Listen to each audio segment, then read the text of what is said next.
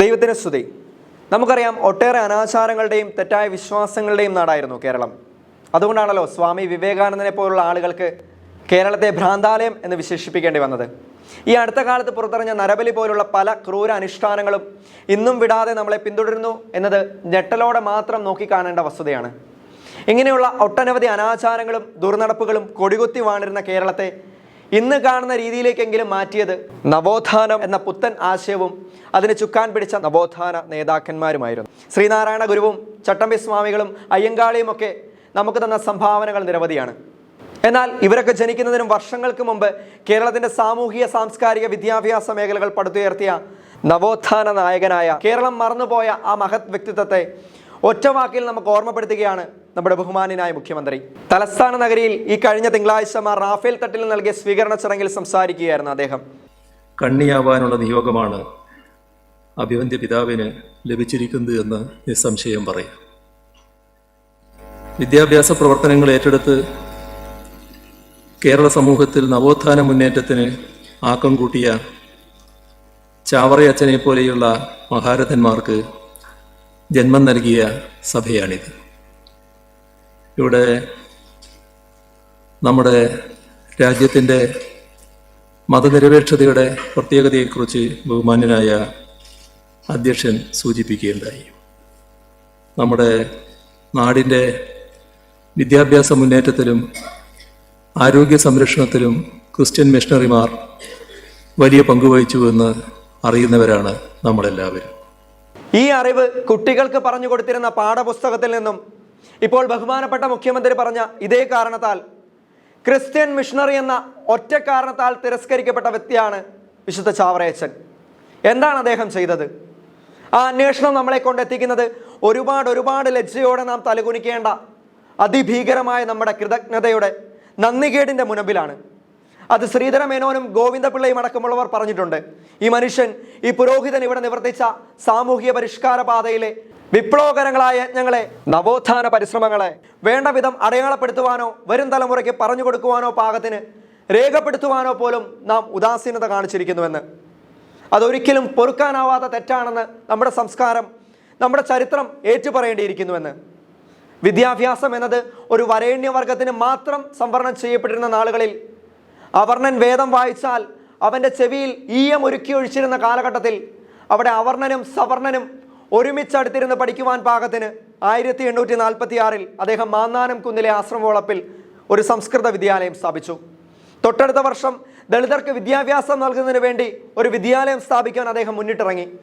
തൻ്റെ സഭാവൃത്തത്തിനുള്ളിൽ നിന്നുകൊണ്ട് പൊതുസമൂഹത്തിന് പ്രയോജനകരങ്ങളായ പുസ്തകങ്ങൾ അച്ചടിച്ചിറക്കുന്നതിനുള്ള ഒരു പ്രിന്റിംഗ് സംവിധാനം വേണമെന്ന ചിന്ത മാന്നാനത്തെ പ്രിന്റിംഗ് പ്രസ് എന്ന യാഥാർത്ഥ്യത്തിലേക്ക് അദ്ദേഹത്തെ നയിച്ചു.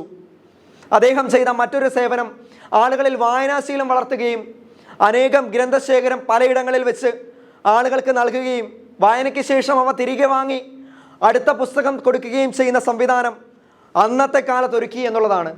നമ്മുടെ വായനശാലകളുടെ വേരുകൾ തേടി പോകുമ്പോൾ ചാവറയച്ചൻ്റെ ഈ സേവനം കൂടി ചേർത്ത് വായിക്കേണ്ടിയിരിക്കുന്നു.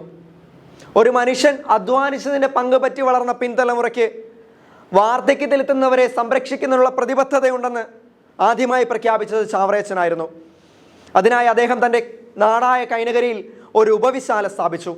ഏറെ ശ്രദ്ധിക്കേണ്ട മറ്റൊരു വസ്തുത, അശരണരായവർക്ക് സേവനമനുഷ്ഠിച്ച അനേകർക്ക് കൈത്താങ്ങായ ഇന്ത്യ വാഴ്ത്തിയ പുണ്യവതി മദർ തെരേസ ആ കാലഘട്ടത്തിൽ ജനിച്ചിട്ട് പോലുമില്ലായിരുന്നു എന്ന സത്യമാണ്. കാലത്തിനു മുമ്പേ അദ്ദേഹം ഇവയെല്ലാം ചിന്തിച്ച് പ്രാബല്യത്തിൽ വരുത്താൻ തന്നെക്കൊണ്ട് സാധിക്കുന്നതെല്ലാം ചെയ്തു. വിദ്യാഭ്യാസ മേഖലയിലെ പുതുപുത്തൻ ആശയങ്ങളായ പള്ളിക്കൊപ്പമുള്ള പള്ളിക്കൂടങ്ങളും ഉച്ചക്കഞ്ഞി വിതരണവും എല്ലാവരെയും തുല്യരായി കാണുന്ന സ്കൂൾ യൂണിഫോം എന്ന ചിന്തയും ചാവറയച്ചൻ്റെ ആശയമാണ്. ഇവ കൂടാതെ സമൂഹത്തിൽ സ്ത്രീ ശാക്തീകരണത്തിന് ശബ്ദമുയർത്തിയ വ്യക്തിയാണ് അദ്ദേഹം.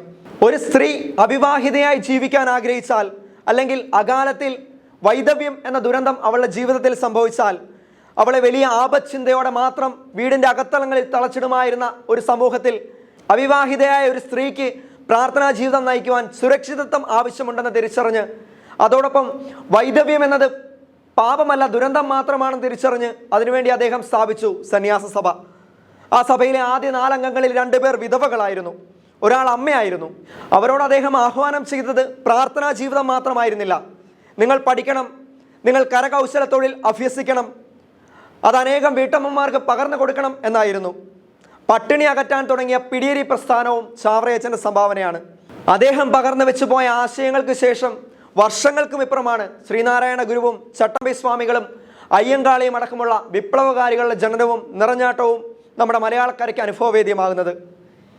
ഇവരെല്ലാവരും തന്നെ ഒരു പ്രത്യേക വിഭാഗത്തിനോ അതിൻ്റെ വളർച്ചയ്ക്കോ വേണ്ടി പോരാടിയെങ്കിൽ ചാവറയച്ചൻ്റെ ആശയങ്ങളും പുത്തൻ അറിവുകളും ലക്ഷ്യം വെച്ചത് മുഴുവൻ സമൂഹത്തിൻ്റെയും വളർച്ചയായിരുന്നു. കർത്താവ് ഈശോ മിശിഹായുടെ കണ്ണിലൂടെ എല്ലാവരെയും തുല്യരായി കണ്ട് എല്ലാവരെയും ഒരുപോലെ ഉയർത്തിക്കൊണ്ടുവരുവാനും ചേർത്ത് നിർത്താനുമാണ് വിശുദ്ധ ചാവറയച്ചൻ പരിശ്രമിച്ചത്. നമ്മുടെ സമൂഹവും നമ്മുടെ ചരിത്രവും അത് രേഖപ്പെടുത്തുവാൻ മറന്നുപോയി എന്നാണ് ശ്രീധര മേനോനും ഗോവിന്ദ മേനോനും സുകുമാർ അഴീക്കോടും അടങ്ങുന്ന ഗുരുജനങ്ങളായ ആളുകൾ ഖേദപൂർവ്വം സാക്ഷ്യപ്പെടുത്തുന്നത്. ചാവറയച്ചൻ ചെയ്ത സേവനങ്ങൾ അനുഭവിച്ചിരുന്നതും അവയുടെ പങ്കുപറ്റിയതും ഒരു പ്രത്യേക വിഭാഗമോ സമുദായമോ മാത്രമായിരുന്നില്ല എന്ന പകൽ പോലെയുള്ള സത്യം ഞാൻ നിങ്ങൾക്ക് മുമ്പിൽ പ്രത്യേകം എടുത്തു പറയേണ്ടതില്ലല്ലോ. ബഹുമാനപ്പെട്ട മുഖ്യമന്ത്രി പറഞ്ഞതുപോലെ ഇത് നമുക്കെല്ലാവർക്കും അറിയാവുന്ന കാര്യമാണ് എങ്കിൽ ചാവറയച്ചനെ മറന്നതാരാണ്? ചാവറയച്ചൻ്റെ ഓർമ്മകളെ കുട്ടികളുടെ പാഠപുസ്തകത്തിൽ നിന്ന് പോലും മാറ്റി നിർത്താൻ ആഗ്രഹിക്കുന്നത് ആരാണ്?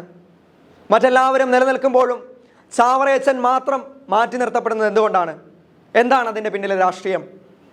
സത്യം എത്ര മൂടി വെച്ചാലും അത് കറുത്ത മറവിട്ട് പുറത്തു വരിക തന്നെ ചെയ്യും. ദൈവത്തിന് സ്തുതി.